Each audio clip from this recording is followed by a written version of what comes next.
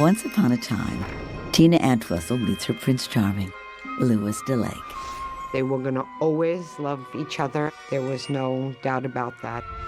Coming down that aisle with that smile on her face, she was really happy. But this fairy tale becomes a nightmare in an instant. I have this sick gut feeling something's not right. It was a fast and extremely violent attack. This cannot be happening. It was unreal. For this couple, the honeymoon is over.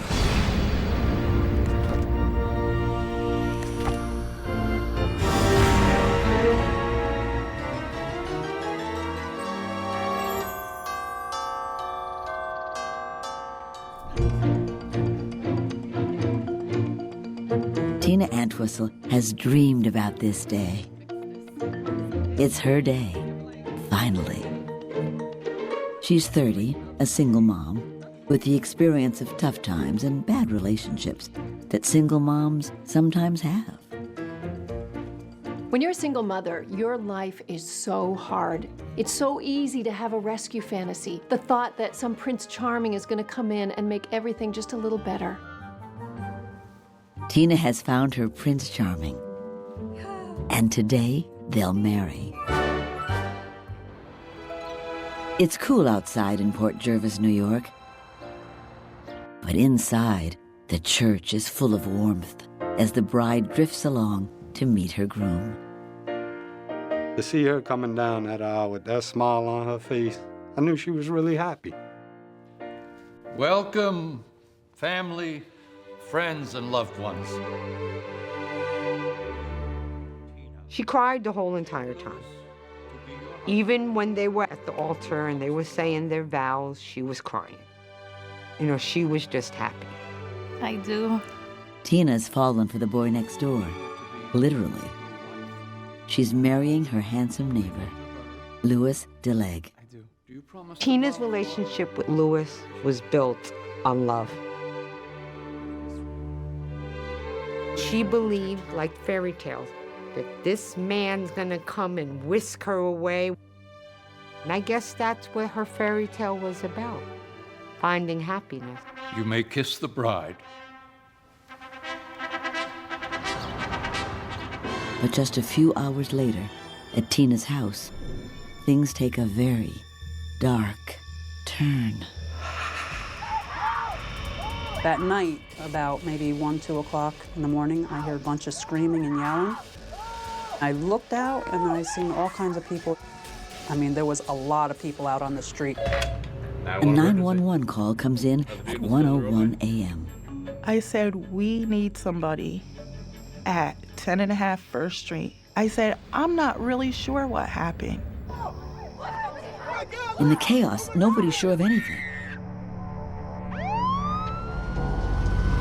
Soon, the little white house on the quiet dead-end street is awash in blue and red. We had to secure the crime scene, and we had to get family members to leave so that we could secure it. EMS was tending to a male subject who was laying on a stretcher in front of the residence. It's crazy, but it's the groom, Louis de Lake. He's wounded, but alive. Things get even worse inside. A trail of blood leads to an upstairs bedroom, where a woman lies. She was covered with blood, and she was wearing her wedding dress. It's impossible to think, but it's Tina, barely alive. It's a small, tight-knit community, and you tend to get to know many of the residents by first name. I had personally known Tina and her family for several years. It was shocking to see her laying there with her wedding dress. How could a wedding party turn into a violent crime scene? Ironically, Tina had moved to Port Jervis from her hometown of Passaic, New Jersey, to escape a violent past. My dad wasn't a typical dad. He was abusive, mentally, emotionally, physically. So we clung together to get through that, me and my 4 siblings. Tina was able to find calm in the storm of her hostile environment through the love of her siblings. You know, they all were in this together, but they stuck together, they supported each other, and they consoled each other. She carves out a new home in the rural New York town. And eventually, because we're a close-knit family, we followed one by one. Before you know it, we all were up here. Surrounded by her 4 siblings, her mother, and new friends, she finds a job, a cozy home. She falls in love a few times and has 3 kids. But the relationships never work out.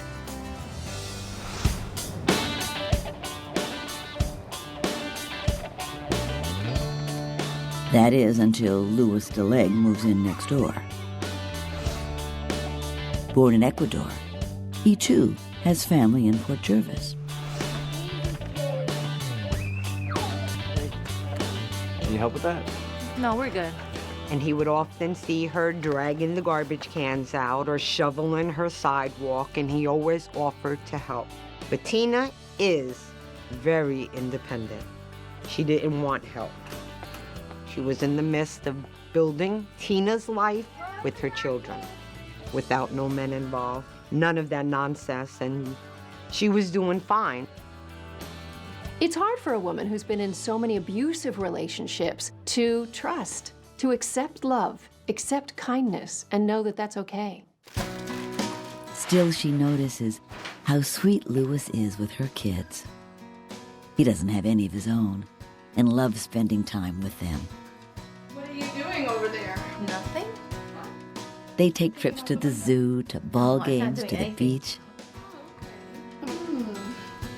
What's the whole commotion out here? Checking somebody out? No. Like Tina, Louis is all about family.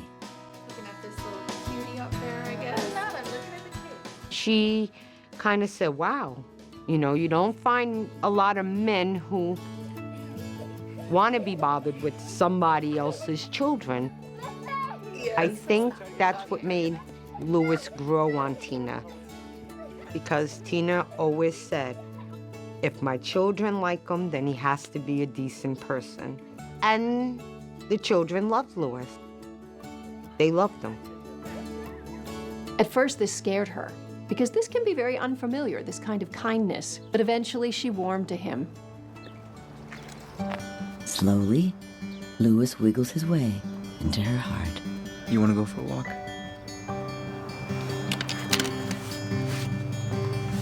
Okay. Thank you. When I saw Tina and Louis for the first time, together as a couple, they were walking and they held hands. You can see it in their eyes. You know, they were always affectionate towards each other. But before she even slips out of her wedding gown, the happiest day becomes the worst. Her brother Frank is stunned when he hears someone stab Tina. Then things get blurry. Everything goes into a haze after that. He sees his sister, bloodied on the floor. And then a shocking sight. Louis's brother Angel holding a knife. He attacks. Angel flees with Frank on his heels. Frank was running up and down the street. I mean, he was screaming. He was very, very upset, and he was trying to chase somebody. I don't remember who he was chasing because there were so many people. They disappear into the darkness. No one knows what's going on, and everyone's panicked. Then, suddenly, a body falls from a second-floor window. It's the groom, Louis. He's unconscious and covered in blood. It's not long after that the cops arrive. Has Angel stabbed both the bride and the groom? At this point, it was complete confusion. It was complete chaos. It's a crazed whirlwind outside. But inside, a quiet tragedy is unfolding. When the fireman, the EMS worker, came in and said to me I had to leave, that's when I grabbed her hand.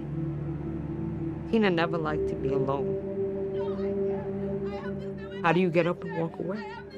That's somebody I loved all my life. I grew up with her. Taught her to tie her shoes, her ABCs, colors, stars, moons, cartwheels, jump rope. How do I walk away from her?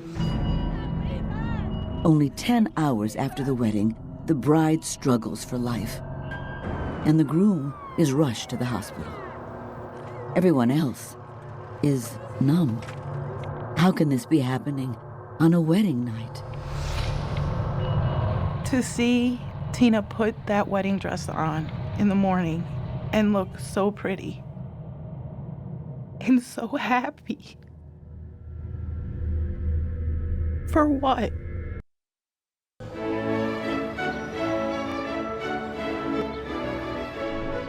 On the happiest day of Tina Antwissel's life, she exchanges vows with the man she loves, Louis DeLake, the father of her newborn daughter. Do you promise to love, honor, Everything is perfect until the unthinkable.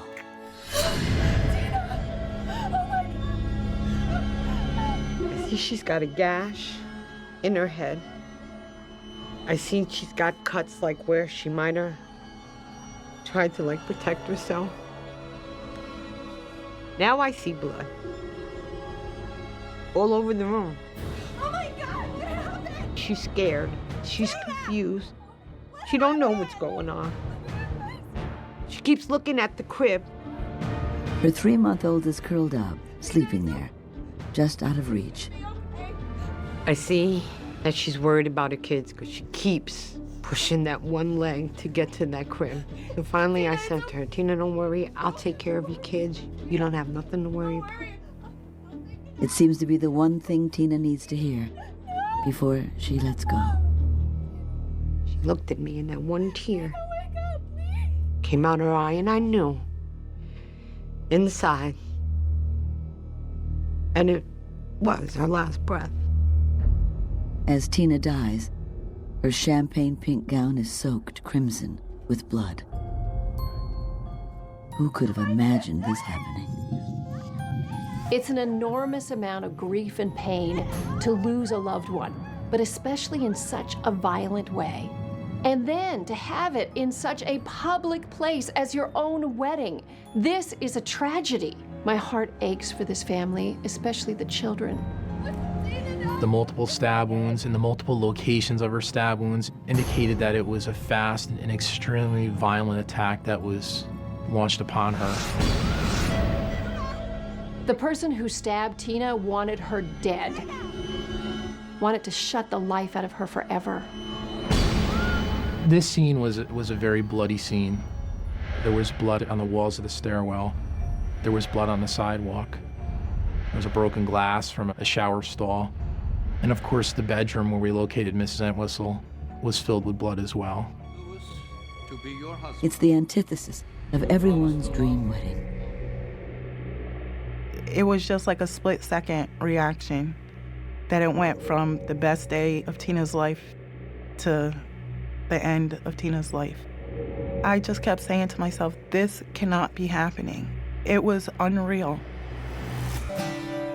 What is real is the warm romance Tina and Louis share as soon as they start dating. It made you want to run out and find a relationship because you wanted to feel what Louis and Tina felt at that time. So it was special. Being part of a blended family is always a challenge, especially when you're talking about disciplining and parenting somebody else's kids. But Louis did it easily. He just found this way of sliding into the family, becoming part of the family overnight. They never forget the kids and the extended family are their priority.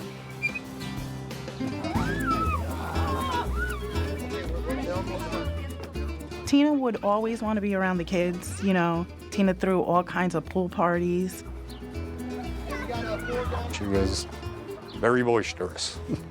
And she lived life. And that's how it was. It was like she would just get us all together and we would have fun.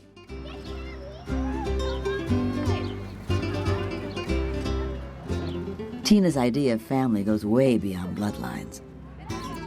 She'd give you the shirt off her back. You know, she fed the neighborhood.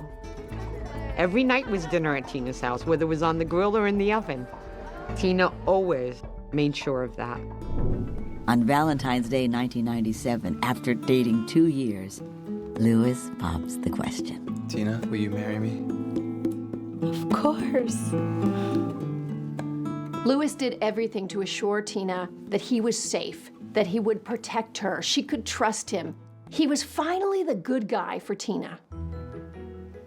They soon learn they're pregnant. They were ecstatic.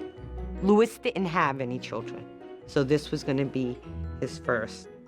Tina already had children, but because this child was made from love, because there was love there, she was ecstatic. He wasn't the perfect man. He had his flaws, but he was a good man with a good heart. And that's what Tina was looking for. But now, she's dead, and he's injured, and their families are desperate to know who did this. We found the weapon located in a recyclable trash bin, which was located next to the residence.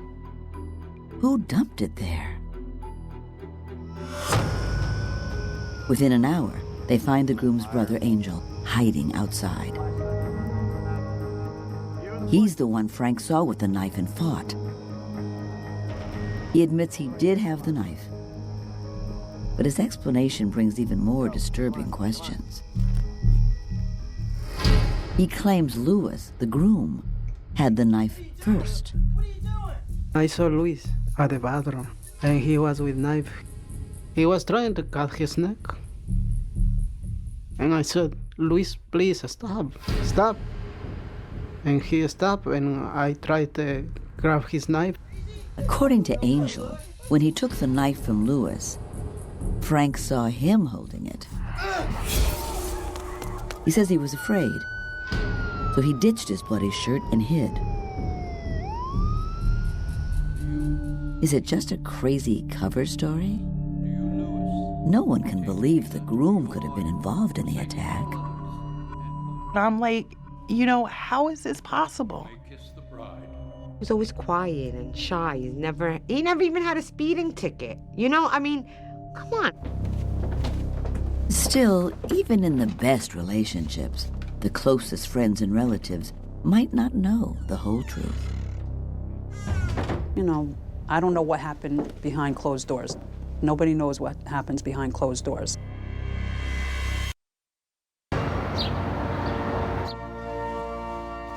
Tina Entwistle is killed on her wedding night, next to the crib where her newborn daughter is peacefully sleeping. This was supposed to be a happy moment for a newlywed couple who also had a very, a young child together, a 3-month-old baby. All of Tina's kids are in the house, close to her as always. Nice and quiet in here, okay, guys? Here. They don't know it yet, but their mother is gone.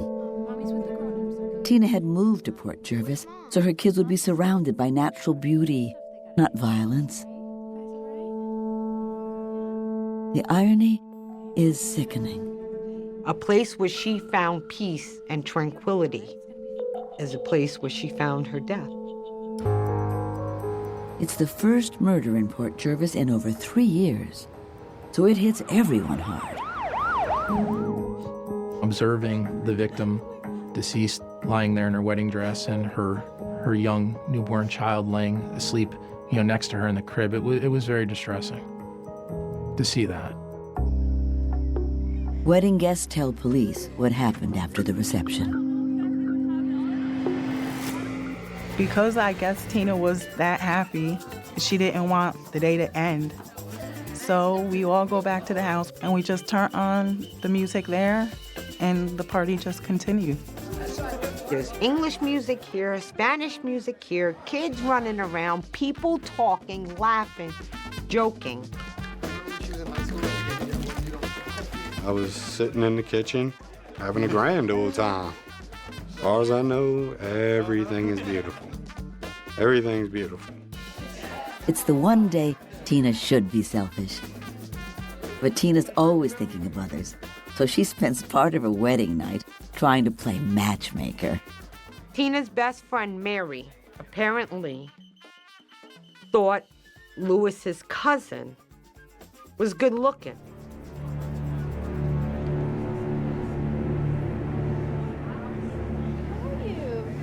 Good. Yeah? She playfully chats up the cousin, trying to set him up with Mary. But Lewis gets jealous. Lewis was upset with Tina because Tina was talking to one of Lewis's cousins, trying to set him up with one of her friends. People do it all the time, but Lewis thought that Tina was talking to one of his cousins for Tina after they just got married. What do you think? Hey. What's going on? What do you mean? What are you doing? It's awkward, but not terribly unusual.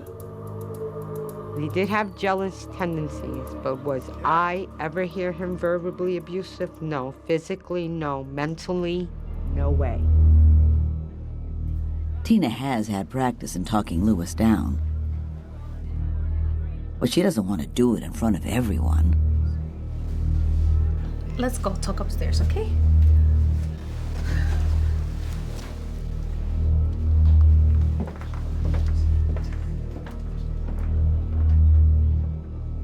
I saw Tina go into the bedroom with Lewis, and she didn't look happy anymore.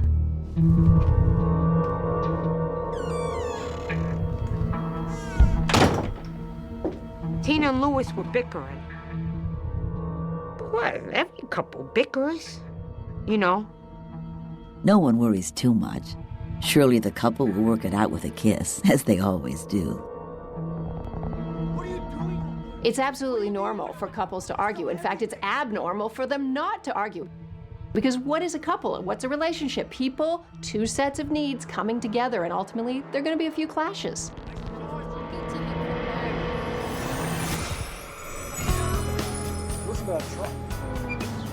They were gonna always love each other, and it was always gonna be forever. There was no doubt about that. And everybody who saw them or knew them knew Tina and Lewis was meant to be always and forever. Lewis is drawn to Tina the first moment he sees her. She was beautiful. She was nice. Personal, everything. She was beautiful. She was a good mother, good friend, good daughter. Do we only have to go on this? He does his best to take some of the weight off the single mom's shoulders. I buy some clothes, sometimes food, toys all the time. I go to parks with kids, everything. Lewis persevered. Even before she had a romantic relationship with him, he kept trying to be helpful. He kept trying to show her that he was a good guy. Lewis was not about to give up. Good single mothers are always putting their kids first. So finally having a guy around to be helpful probably gave her a little space to start caring for herself. A little space for her to relax. And then, when she found out he had romantic intentions, it probably felt pretty good to Tina. The wedding preparations continue.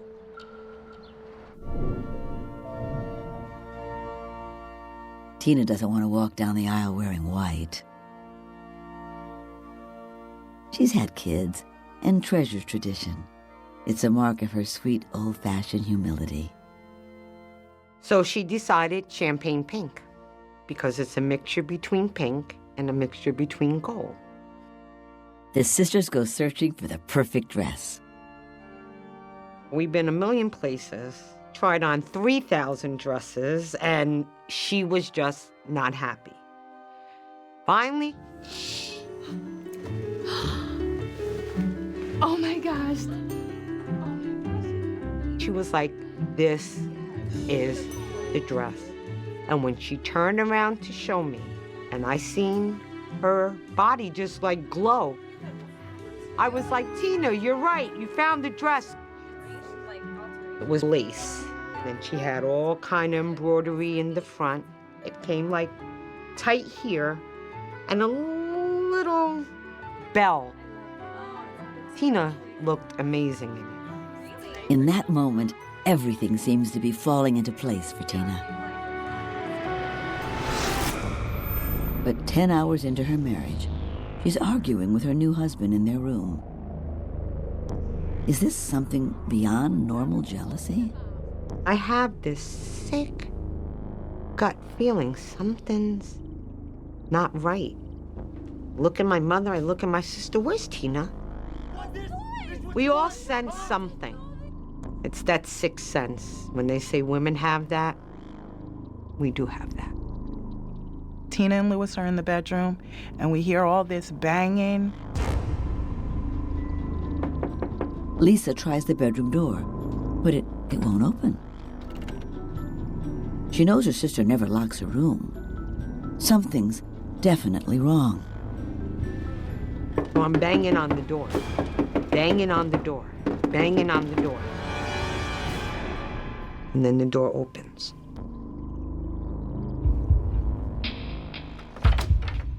She's the first one inside. As Louis's brother Angel has claimed, the groom has the knife. I see him standing in the doorway of the bathroom. I see the blood on his white shirt, and I see the knife in his hand. Oh my God, what happened? Lisa and Belly Lynn try their best to save Tina. There's so many cuts, like all over her body. I can't possibly try to cover them all and stop them from bleeding. The shocking secrets surrounding the vicious attack are about to unfold. In an instant, horror takes over the joyful life that Tina Entwistle has carefully built for herself and her kids. She has such a hard life, from childhood to adulthood. She was finally happy. As the big day approaches, Tina's plans for her dream wedding are coming together. She didn't want nothing store-bought, because anybody can do that. Tina, I mean, how many of these things do I have to make? Are you complaining? Okay. That's very nice. Tina persuades her sister to help her make everything by hand. Everything. You're my maid of honor. You will sit here with me, Lisa, and you will help me do this. And I'm like, oh, God. But we did. Many bottles of wine. Laughing, joking, talking about the wedding. She was literally, with her hands, fashioning a new life for herself. And she was doing it with the other women in her life who supported her, the women who are helping her make this a perfect wedding day. But her sister starts to get the feeling that despite what everyone sees as a perfect relationship on the surface, something just seems off. I said, are you sure you want to do this? You know, you can back out of this at any time that you want. You're not obligated to marry that man. But she didn't back out. Whatever's going to be is going to be, she would say. Her friend Billy Lynn has always had her doubts. It's a bad thing to say that Tina was a really good friend of mine, but when it came to this guy, it just wasn't my cup of tea, I guess. Louis always struck me as like he was just trying to hide something or gain something. Tina, it's not too late to change your mind. No, you shouldn't be ashamed if you do. I asked Tina if she knew what she was getting into, and she said yes. No, it's gonna be okay. I'll be fine.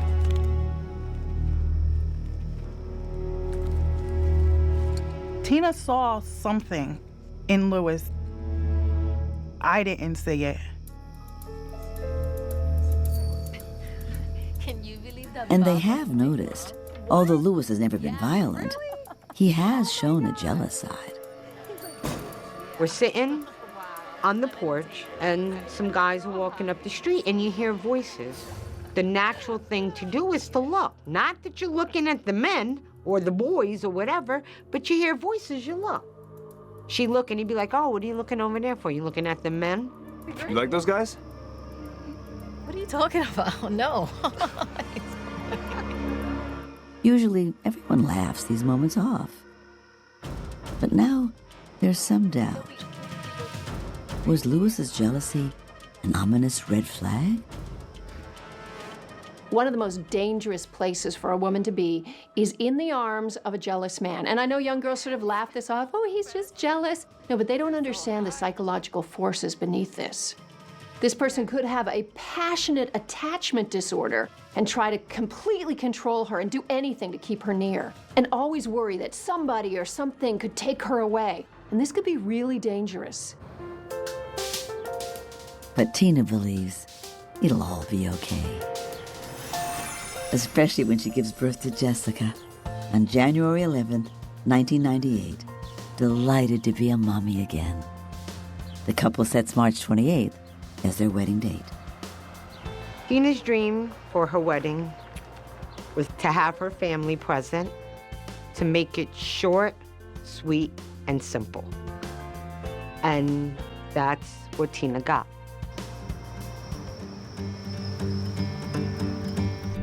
We went there early in the morning and decorated. Just a table, cake, streamers. We put tablecloth, the centerpieces that she made us work so hard for, But it was beautiful because you walked in and you can feel that everything was made out of love, and that's what it was. Think of the meaning of this. How much energy she put into creating this beautiful wedding. It was something she gave herself, but it was really a symbol of how much she loved Lewis.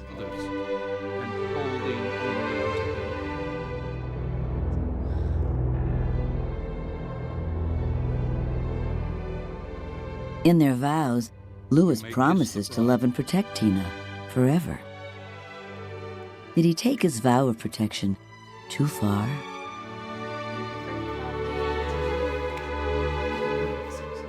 Thank you for coming.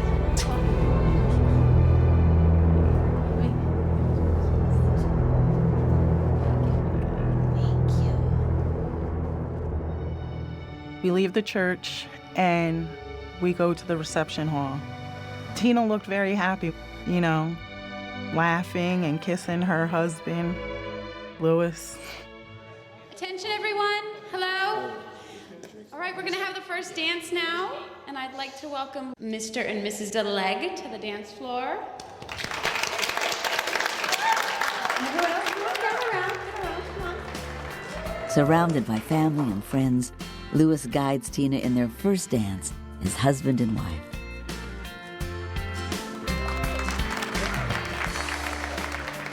You can see him glow. When he takes Tina out to dance for their wedding song, you can see the happiness in both of them.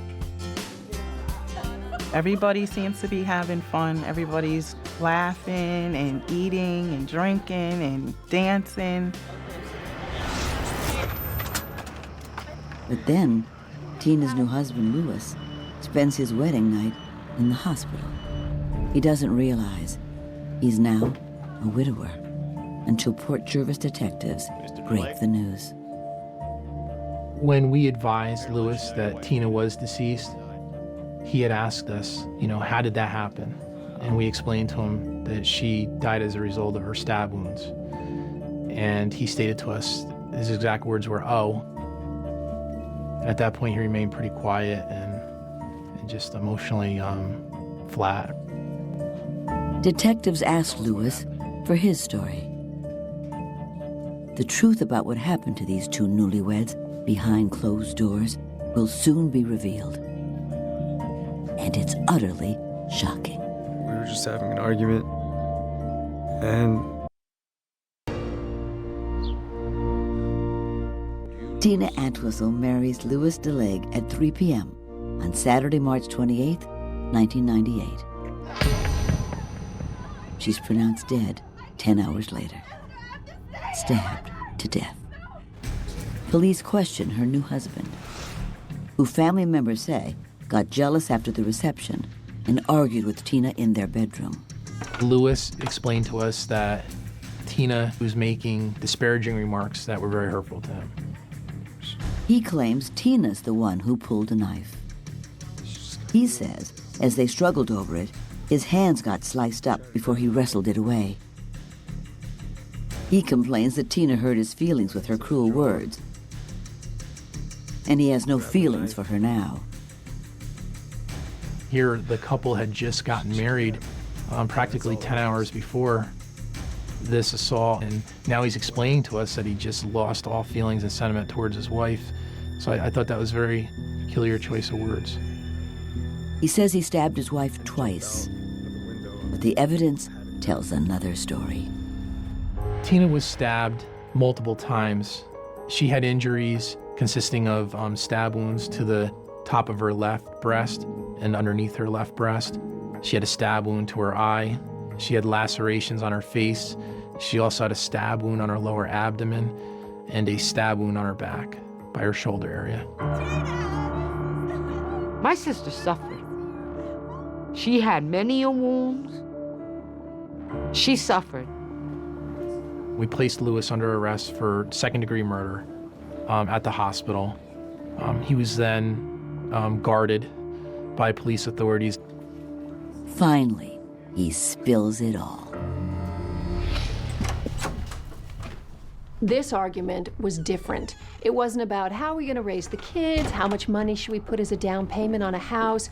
This argument was fueled by jealousy, and it became angry very quickly.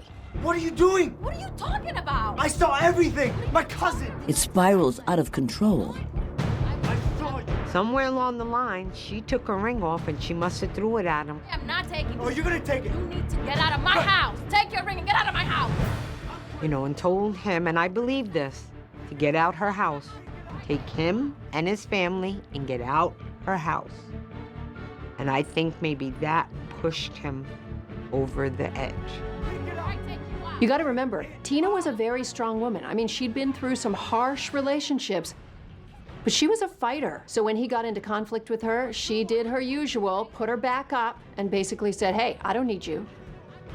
And she took that ring off and she threw it on the ground. This could be what set him off. Pick up that ring! You get out of my house! Just take me! Take this! I do believe he hit her, and I do believe she got up and hit him back. Lewis knows Tina keeps a knife in the dresser. He opened the knife, and then he menaced Tina with the knife by pointing it at her, making statements like, do you want a piece of this? Do you want this?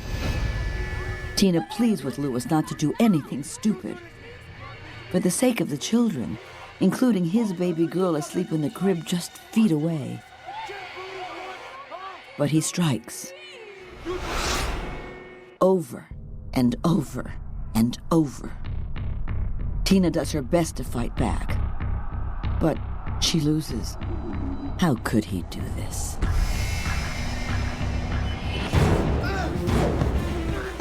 As Frank and Angel struggle with the knife, Lewis flees like a coward out the bathroom window. Tina gave that man a fight for his money, and he had the weapon. She fought for her life. The family buries Tina on April 1st, 1998. Her eulogy delivered by the same pastor who officiated at the wedding just 4 days before. It's just, you can't even read it in a storybook, you know? It was just the same people that you saw at the wedding laughing and picking on each other and making fun of everybody. You see the same people 3 or 4 days later, and they can't stop crying. When it first happened, I couldn't get up. I'd get up and I'd take a breath and I would feel like I didn't have that right. That I shouldn't be taking that breath because she couldn't take one. This is called survivor's guilt, and it's really common. It can happen with emergency room workers. It can happen with people in combat who watch their comrades die. It can be debilitating. You spend your whole life thinking, why didn't it happen to me? Why did it have to happen to them? You start to feel guilty for living. And the kids. Her children. What do you tell them at 10, 5, and 3, 2 months old? What do you tell them? Her own daughter doesn't know anything about Tina. My son, he'll never get to see Tina. Lewis pleads guilty to second-degree murder and is sentenced to 20 years to life. He's currently serving his sentence at Sing Sing Correctional Facility in Ossining, New York. He still insists he never wanted to hurt Tina.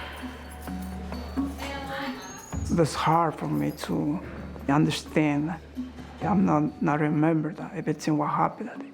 I wasn't trying to kill somebody. I feel bad because I lost my heart. Tina's family still isn't buying it. They're happy he has to live with what he did forever. I'm glad they took him to the hospital. I'm glad they saved his life. And I'm glad he's in prison because he's getting what he deserves. Any man who puts their hands on a woman is a coward. Any man that uses a weapon against a woman is a worse of a coward. I still have that rage, that anger, that insulting, just feeling that you did that while I was there. I don't get how you are such a quiet person, and then in 10 hours or 11 hours, you become a murderer. How does that happen? Even now, after all these years, it still doesn't make sense. I heard till death do us part, but I thought that was God's choice, not the choice of man.